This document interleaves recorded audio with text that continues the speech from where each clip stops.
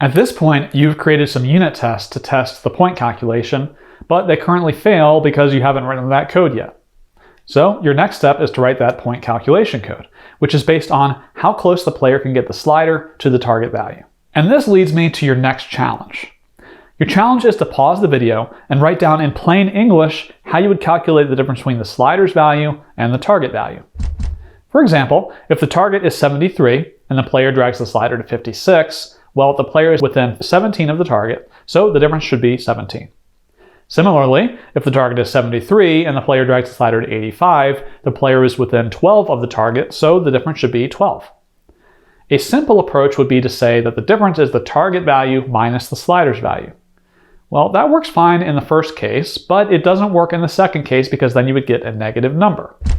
So now it's time for your challenge. Pause the video and write down in English how you would solve this problem to calculate the difference. Don't worry about how to code it in Swift right now, just think about how you would do this in plain English. All right, that's it. Now pause the video and good luck.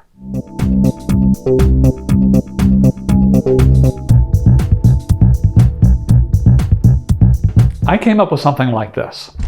If the slider's value is greater than the target value, then the difference is the slider value minus the target value.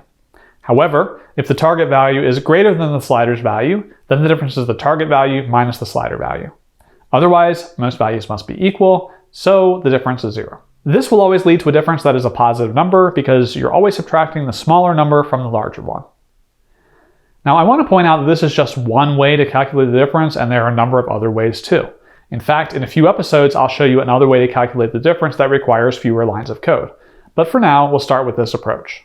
You've just developed an algorithm, which is a fancy way of saying a series of steps for solving a computational problem.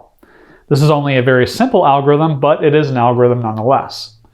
There are many famous algorithms such as quicksort for sorting a list of items and binary search for quickly searching through a sorted list. Other people have already invented many algorithms that you can use in your own programs. That'll save you a lot of thinking. However, in the programs that you'll write, you'll probably have to come up with a few algorithms on your own at one point or another. Some are very simple, like the one we just did, and others can be pretty hard and might cause you to throw up your hands in despair. But that's part of the fun of programming. The academic field of computer science concerns itself largely with studying algorithms and finding better ones.